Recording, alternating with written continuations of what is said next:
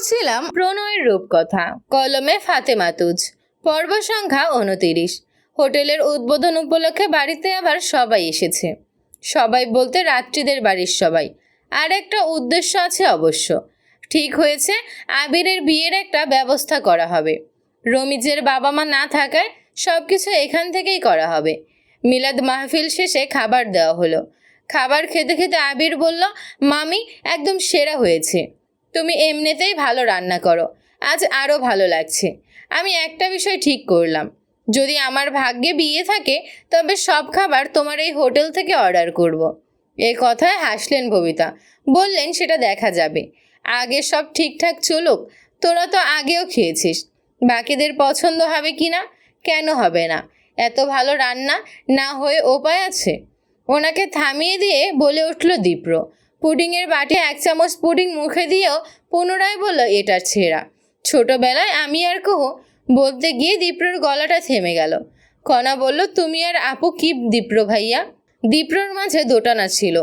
ও সেটা ভেঙে হাসলো, বলল, মামির হাতের পুডিং আমাদের খুব পছন্দ ছিল। কুহুকে নিয়ে আমি লুকিয়ে লুকিয়ে খেতাম। দীপ্র নিজের আড়ষ্টতা ভাঙল। কুহু বসাই ছিল। ও ড্যাব ড্যাব করে চেয়ে রইল।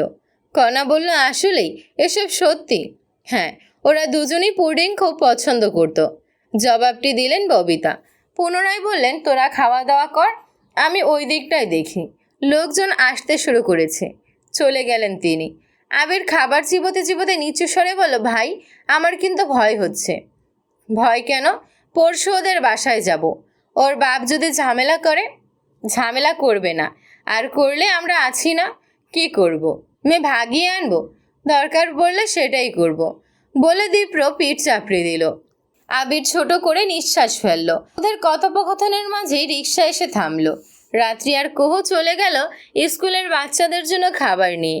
আজ ওদের জন্য ফ্রি খাবারের আয়োজন করা হয়েছে। নিশ্চয়ই বাচ্চারা অনেকদিন পর টিফিনে তৃপ্তি করে খাবে। আদতে সবটা সহজ মনে হলো, সবটা সহজ নয়। গতকাল সবাই থাকায় ববিতা বিষয়গুলো সেভাবে ধরতে পারেনি। আজ মনে হলো মাথার উপর আকাশ ভেঙে পড়েছে।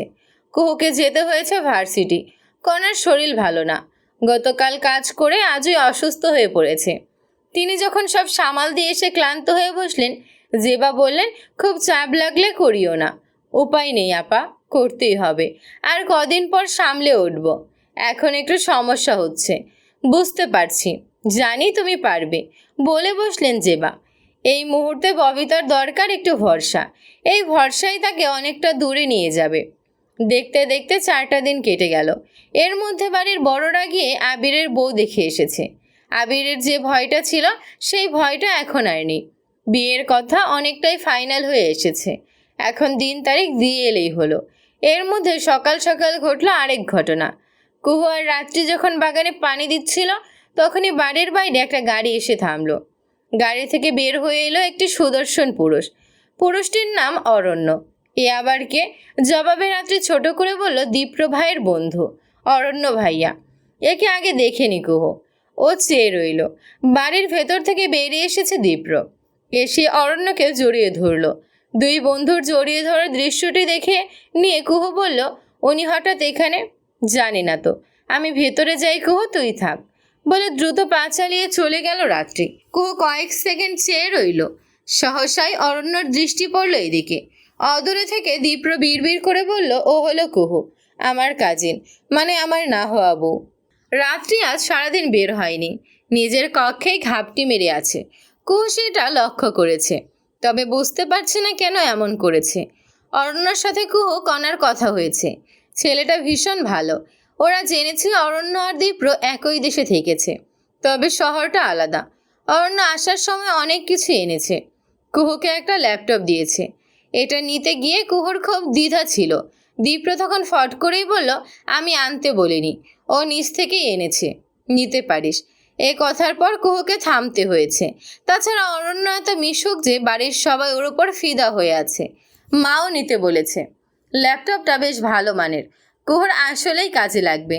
শেষবার ল্যাপটপ কেনার জন্য টাকা জমাচ্ছিল, কিন্তু কেনা হয়নি আর। কুহু ভেতরে ভেতরে খুশি হয়েছে। টুকটাক কাজ সে পারে। কতক্ষণ ল্যাপটপ নিয়ে ঘাটাঘাটি করতেই কণা এসে হাজির। ও দাঁত কেলিয়ে আসতেই কুহু বলল, বুঝেছি, একটা মুভি দেখবো আপু, এটাই? আচ্ছা দেখ, তবে উল্টাপাল্টা কিছু করিস না আবার। আরে না, আমি কি গর্ধব নাকি? টুকটাক আইডিয়া আছে। কুহু ওর কাছে ল্যাপটপ রেখে এলো রাত্রির ঘরে। দুপুরের খাবারটি সেই ঘরেই খেয়েছে। বাহানা দিয়েছে অসুস্থতার। এখন শরীর কেমন? জড়সড় হয়ে বসেছিল রাত্রি। কুহুকে দেখে একটু চমকালো। তুই? কি হয়েছে তোমার? রাত্রির চোখে দ্বিধা। ওর পাশে কুহু বসলো। কয়েক সেকেন্ড মৌন থেকে বলল, অরণ্য ভাইয়াকে নিয়ে সমস্যা। রাত্রি কি বলবে বুঝলো না। ও অসহায় চোখে তাকালো। আমি তো একেবারে বাচ্চা না রাত্রি আপু। মেয়েটি হার মানল। ছোট করে বলল, তোকে তো প্রায় সব বলি কুহু, এটা বলা হয়নি। অরণ্যের সাথে আমার একটা সম্পর্ক ছিল। কুহু অবাক হলো না। ও কিছু একটা বুঝতে পারছিল, তবে নিশ্চিত ছিল না। ছিল, এখন নেই। না, ব্রেকআপ হয়েছে কিছুদিন আগে। কেন? শুধু শুধু ওকে যা নিষেধ করি তাই করে। আমি সম্পর্কের বিষয়ে লয়াল। আমার ভয় হয় ও থাকে বাহিরের দেশে, এত মেয়েদের সাথে মেলামেশা করে। বল, আমার ভয় লাগবে না? কুহু কিছু বলল না। রাত্রি ছোট করে বলল, কিন্তু ও হুট করে এখানে কেন এলো বুঝলাম না। সেই জন্যই তুমি চিন্তায়? বলতে পারিস, আমার আসলেই কিছু ভালো লাগছে না। আমি মুভ অন করতে চাই বলে রাত্রি হতাশায় নিঃশ্বাস ফেলল। কুহু কিছু বলতে পারল না, শুধু চেয়ে রইল রাত্রি আপুর দিকে। দীপ্রর সাথে কুহুর আড়ষ্টতা ভেঙেছে অনেকটাই। সেই সাহস থেকেই বোধহয় দীপ্রর কক্ষে এসেছে ও। রাত্রি আপুকে চিন্তায় দেখে ওর ভালো লাগছে না। দীপ্র ওকে বসিয়ে রেখেছে প্রায় 10 মিনিট হতে চলল। কুহু বড় বিরক্ত হলো। মিনমিনের সুরে বলল, আমি কিন্তু কিছু জিজ্ঞেস করতে এসেছিলাম।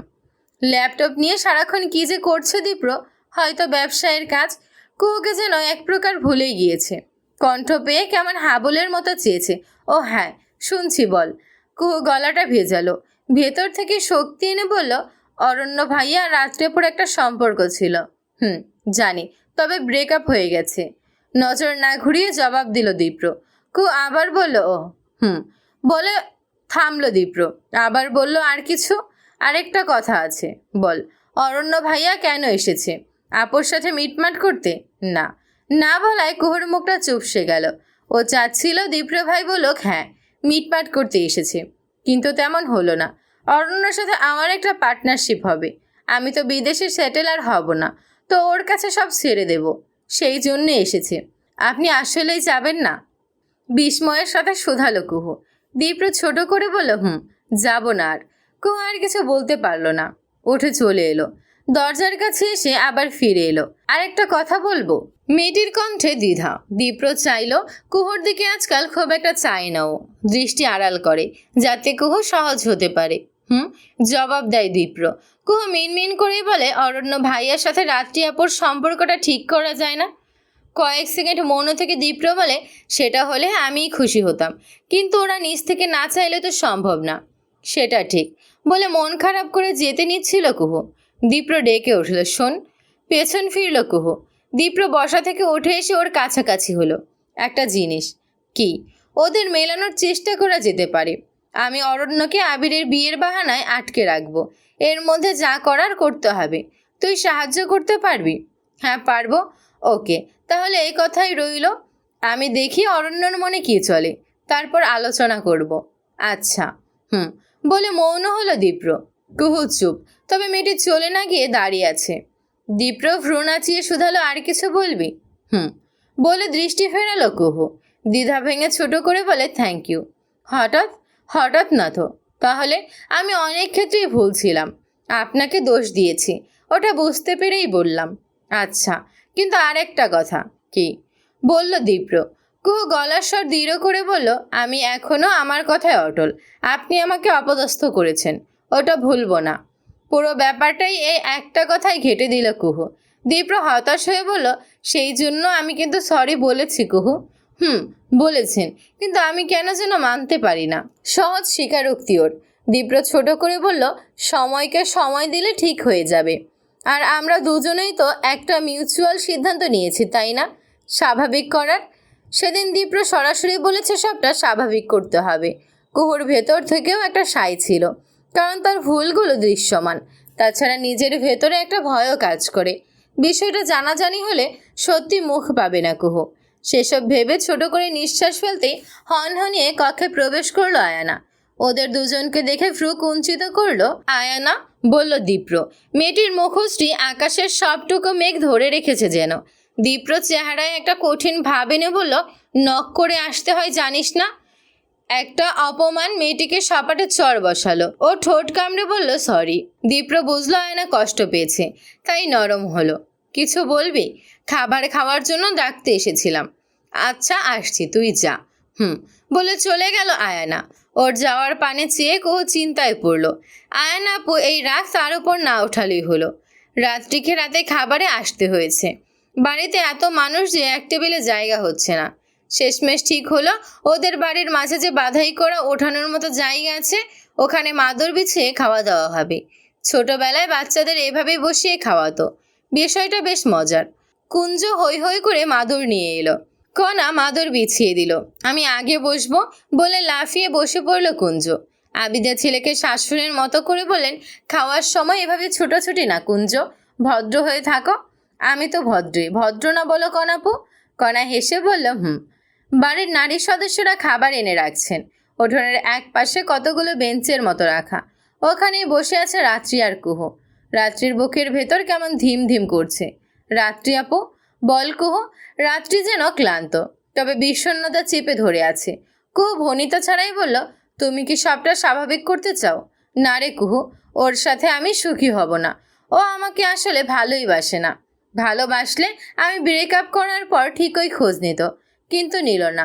খুব ইগো বেয়াদবটার। জবাবে কিছু বলতে নিচ্ছিল কুহু, তবে ওটকে আটকে দিল অরণ্য আর দীপ্রর আগমন। আবির আগে থেকেই উপস্থিত আছে। দীপ্র আর অরণ্য ওর সাথে গিয়ে বসলো। যেবা প্লেট এনে রাত্রির আর কুহুর উদ্দেশ্যে বললেন, কিরে তোরা আয়। ওদেরকেও এবার উঠতে হলো। আয়ানা একটু আগেই এখানে এসে বসেছে। ওর পাশ ধরেই বসলো রাত্রি আর কুহু। কণা বসেছে অন্য দিকটায়, কুঞ্জকে সাথে নিয়ে। রাত্রি, কুহু, একটু তোরা খাবার বেড়ে দিত, আমি ওই দিকে যাই, বসে আছে সবাই, বললেন ববিতা। সারাদিন হোটেল সামলে এখন সংসারেও তিনি ঘোড়ার মতো দৌড়াচ্ছেন। মায়ের এমন গতি কুহুকে অবাক করে। তিনি না থাকলে সত্যিই ভেসে যেতে হতো। কুহু আর রাত্রি উঠে গিয়ে খাবার পরিবেশন করতে লাগলো। তবে বিপত্তি হলো অরণ্যের বেলায়। খাবারের বাটি কুহুর হাতে ধরিয়ে দিয়ে রাত্রি বলল, তুই দে তো, আমি পানি নিয়ে আসি। পানির জগ নিয়ে উঠে গেল রাত্রি। অরণ্য স্বাভাবিকভাবেই বসেছিল, কথা বলছিল দীপ্র আর আবিরের সাথে। রাত্রির কণ্ঠ পেয়ে ফট করেই নজর ফেরালো, যদিও পুরোপুরি দেখতে পেল না।